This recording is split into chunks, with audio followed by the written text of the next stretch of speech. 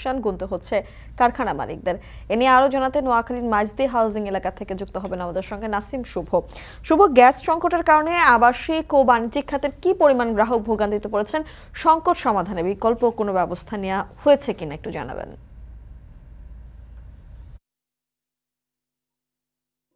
নোয়াখালীতে আবাসিক, বাণিজ্যিক এবং শিল্প সব মিলিয়ে প্রায় 30,000 মতো গ্যাস এর গ্রাহক রয়েছেন, যারা কিন্তু গ্যাস সরবরাহ পাচ্ছেন এবং এদের গ্যাস সরবরাহ দিচ্ছেন Bakhrabad gas distribution company limited নামে বেসরকারি একটি কোম্পানি।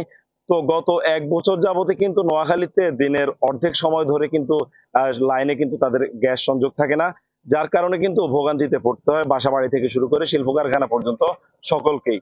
তো আমি কথা বলেছি বাখরাবাদ গ্যাস কোম্পানি লিমিটেড যারা রয়েছেন তাদের সাথে। তারা আসলে জানিয়েছেন নোয়াখালীতে টোটাল 16 বিলিয়ন ঘনফুট গ্যাসের চাহিদা রয়েছে এবং যে চাহিদা পূরণে কিন্তু তারা নোয়াখালীর বেগমগঞ্জের যে কাজিরহাট গ্যাস বিল রয়েছে সেখান থেকে প্রতিদিন 11 বিলিয়ন ঘনফুট করে গ্যাস সরবরাহ করতে পারছে না, এবং বাকি যে 5 বিলিয়ন ঘনফুট গ্যাস সেটি কিন্তু তারা এতদিন জাতীয় গ্রিড থেকে পেতেন।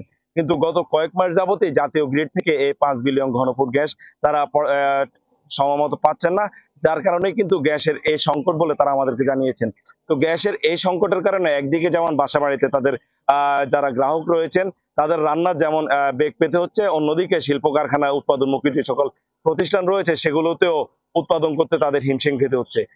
শিল্প কারখানার মালিকরা জানিয়েছেন নোয়াখালীতে যে দুটি বিসিক রয়েছে সেই দুটির শিল্প কারখানার যারা মালিক রয়েছেন তারা আসলে বলছেন যে তাদের পণ্য উৎপাদন করতে কিন্তু গ্যাস থাকলে দিনের বেলা সাধারণত এক শিফটে শ্রমিকের যে খরচ বহন করতে হয়, আর গ্যাস না থাকলে কিন্তু মাঝে মাঝে গ্যাসের যে চাপ সেটি রাতে বাড়তি থাকে, সেজন্য কিন্তু রাতে শ্রমিকদের বাড়তি ওভারটাইম দিয়ে কিন্তু তারা কাজ করাতে হচ্ছে।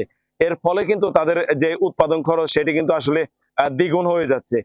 এই জন্যই কিন্তু তাদের আসলে বিভিন্ন কারণে গ্যাসের এই সংকটে তাদের ভোগান্তির শিকার হচ্ছে। তো এ ছিল আসলে গ্যাসের যেই সংকট, সেটির আমার কাছে এখন পর্যন্ত সব শেষ। নোয়াখালী থেকে যুক্ত হয়েছিলেন সহকর্মী নাসিম শুভ।